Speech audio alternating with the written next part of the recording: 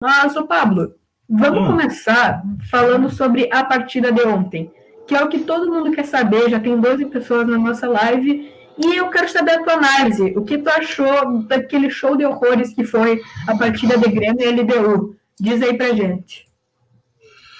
Olha, tu definiu bem a partida, tendo mencionado que foi um show de horrores. O Grêmio repetiu erros que já vem cometendo há um bom tempo, inclusive, se não principalmente, recuar demais após fazer um gol. Isso é algo que a gente já vinha sofrendo desde a época em que o Renato comandava o time.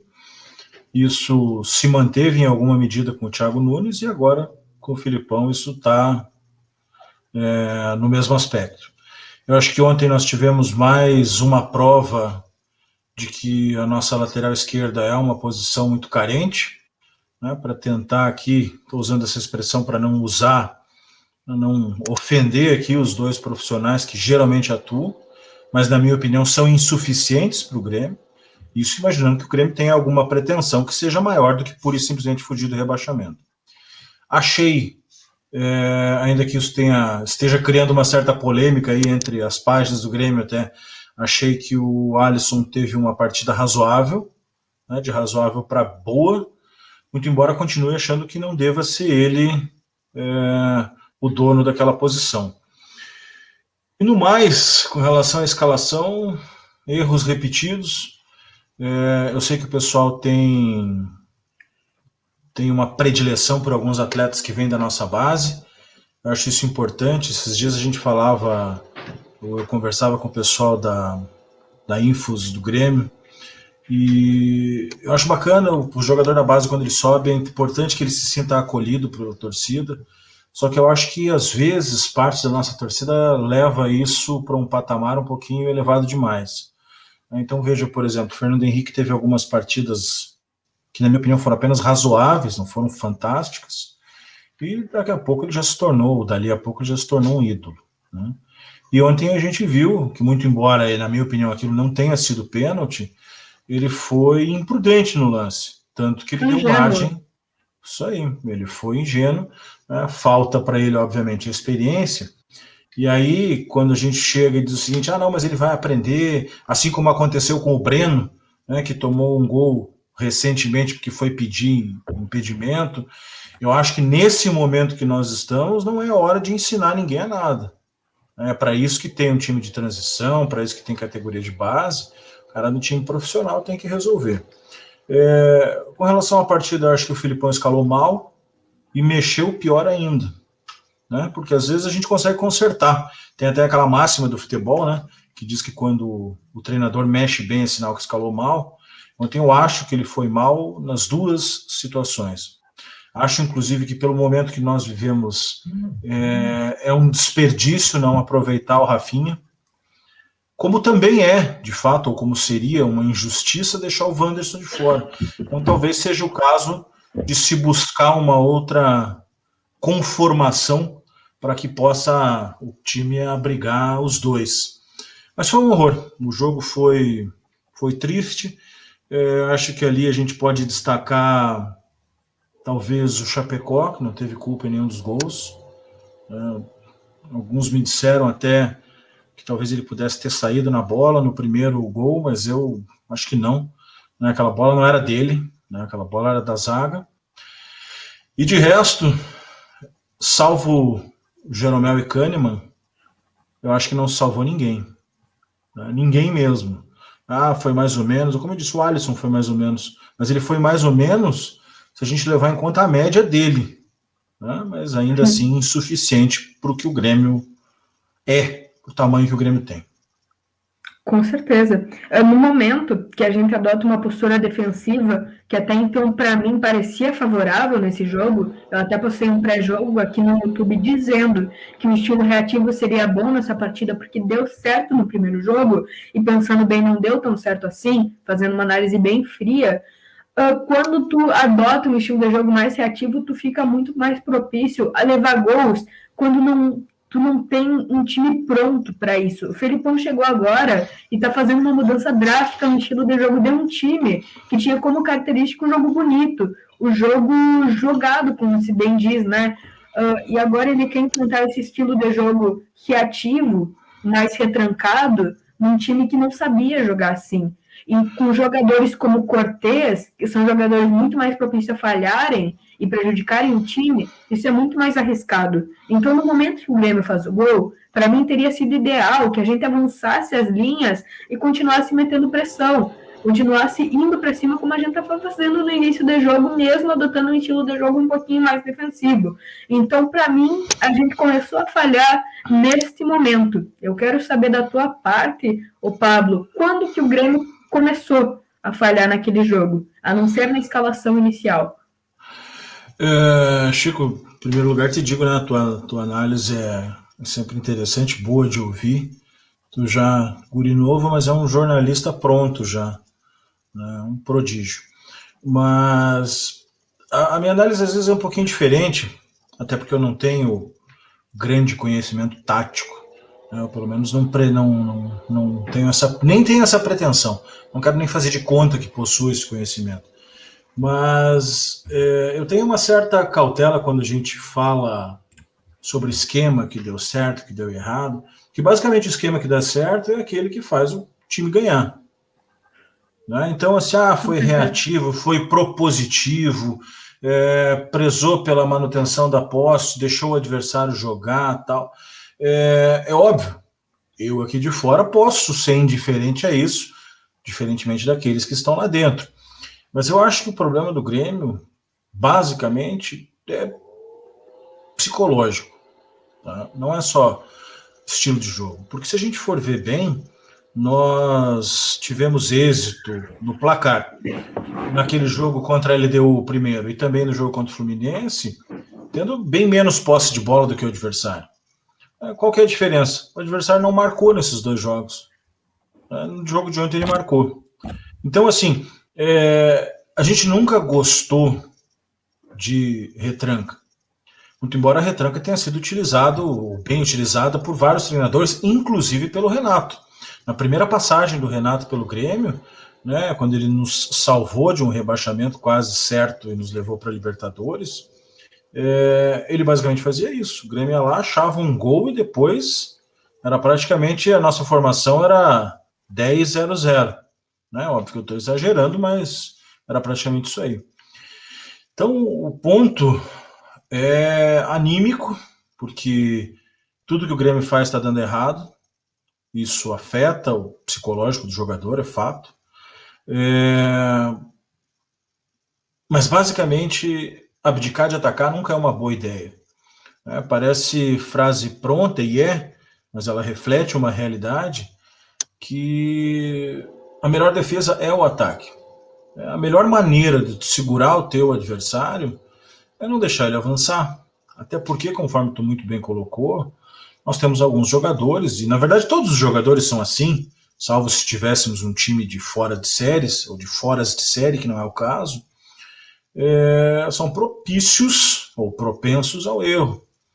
Então, ser atacado, ser acossado por muito tempo, quando nós dependemos de jogadores desse nível técnico que nós temos, exceção feita sempre à nossa dupla de zaga, a gente corre riscos. Né? Então, o nosso problema, para além da escalação, é uma questão de postura. Né? E essa postura ela não decorre exclusivamente dos jogadores que estão em campo. Eu acho, isso sempre achei, decorre daquilo que o treinador exige dos jogadores que estão em campo. Tanto que, às vezes, a gente, estamos cansados de ver exemplos que um time que empilha atacantes não necessariamente se torna mais ofensivo. Às vezes isso desorganiza. Mas o comando, o ataque, o não retroceder é bastante importante. E chama atenção também, negativamente, para um time que tem essa proposta, né, que aparentemente é reativa e não propositiva, a gente tem um centroavante que não participa da marcação. Eu acho que em times que tem esse tipo de estratégia, coloquemos assim, o primeiro a marcar tem que ser o 9. E a gente vê que o Diego Souza, não sei porquê, não sei se ele está insatisfeito com as trocas de treinador, Sei que ele não tem nem direito de ficar insatisfeito porque o salário ele recebe. Né? Até onde consta, ele está com o salário em dia. Então ele deveria fazer o que lhe cabe. E não tem feito. Ah, mas ele fez gol. Tudo bem, fez gol, mas só isso. Né? A gente sabe como às vezes fazer um gol é enganoso. Então eu acho que nós temos assim sérios problemas, inclusive, se não principalmente, de elenco. Né? A gente às vezes não tem para onde correr. Está mutado, Chico. Desculpa, concordo contigo. E a gente já cria outra relação, que é como os medalhões e os empresários estão mandando no clube atualmente. Não existe mais a vontade dos jogadores de se provarem à torcida. Eles estão despreocupados em relação ao atual momento do clube. E tu e o Otávio, que disse aqui num comentário muito importante, que o Diego Souza caminha em campo, transparece isso, que eles não estão preocupados com o Grêmio, contanto que continuem recebendo o salário deles. E eu acho que isso é algo muito errado, principalmente para um clube que praticamente está lanterna ainda, porque a gente saiu na última rodada. Mas, enfim, eu queria saber a tua opinião sobre esses empresários, que o Cortez é a prova disso, que o empresário dele fez uma postagem revoltante, não lembro quanto, mas foi dias atrás, dizendo que o Guerreiro voltou e está tudo como nunca tinha que ter deixado de estar, e sobre esses medalhões, como o Diego Souza, o próprio Cortez, enfim, o Rafinha chegou agora, mas é um exemplo que mandam e se adonaram da cabeça de jogadores e do próprio treinador, que para mim não é ele que está escalando. Me diz o que tu acha disso e como a gente poderia resolver esse problema. Cara, olha só, eu recentemente, embora eu sempre use essa expressão, não tenho procuração para defender ninguém, né, no que concerne essas questões do Grêmio, eu não sou advogado, né, advogado eu sou fora da página e tal, mas eu recentemente trocava uma ideia com o empresário do Ferreira, que foi endemonizado por alguns, Foi. ou melhor, demonizado por alguns, e não só por ter falado com ele, mas até com relação a essa questão do Cortez, eu acho que o empresário está no papel dele, cara.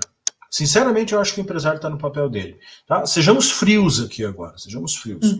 Imagine só, eu te represento, né? Sou teu agente. E aí, então, porra, você está lá numa rádio ou numa TV ou alguma coisa e não estão te escalando para dar a tua opinião, estão colocando o Maurício Saraiva, o Diogo Oliveira, ou quem quer que seja. Eu vou chegar lá e vou dizer, escute, como é que vocês não ouvem o meu guri e tal, tal. Só que eu exercer o meu papel de empresário, de representante é uma coisa. O que não pode é um clube do tamanho do Grêmio se dobrar a isso. Tá? E aí, que fique bem claro, eu quero frisar aqui muitas vezes e deixar bem claro que eu não estou acusando ninguém de nada, mas às vezes a gente fica em dúvida se essa cedência, né, vamos usar esse termo, né, se esse fato das vezes aparentemente o Grêmio ceder a algumas pressões, se isso decorre de pura e simplesmente fraqueza, é uma das possibilidades, ou se há algo por trás, né, alguma vantagem que eventualmente esse ou aquela pessoa receba.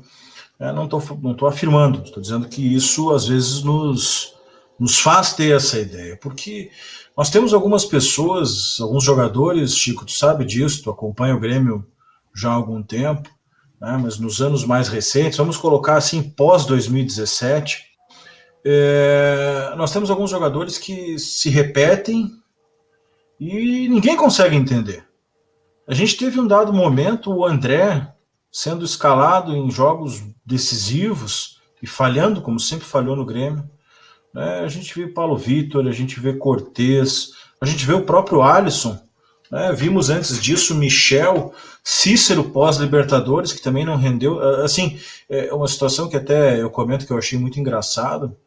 Eu, certa feita, estava entrando naquele site Reclame Aqui, não lembro exatamente o que eu fui pesquisar lá, ou se eu pesquisei no Google, enfim, de algum jeito eu cheguei lá, tinha uma reclamação de um torcedor.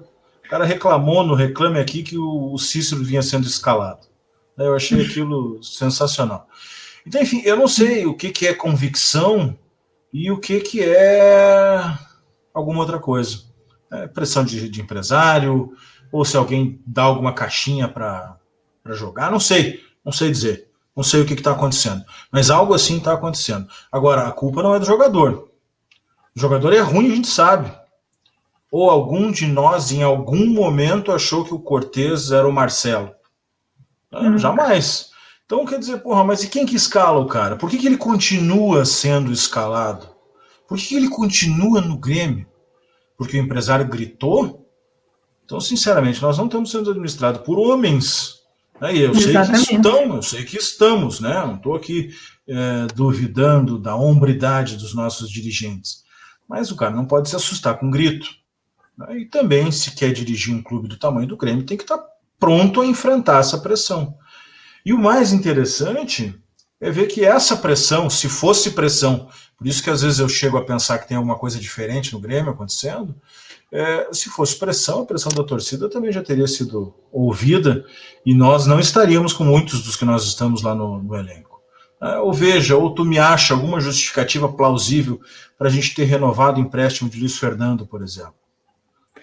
Tu consegue me achar uma justificativa plausível que não seja gratidão, até porque não tem espaço para gratidão nisso aí, para o Maicon não ter tido o contrato extinto ainda? O Maicon não joga, cara. O Maicon é tipo um eclipse. Né? Ele aparece a cada 200 anos, mas o salário dele ele com certeza recebe.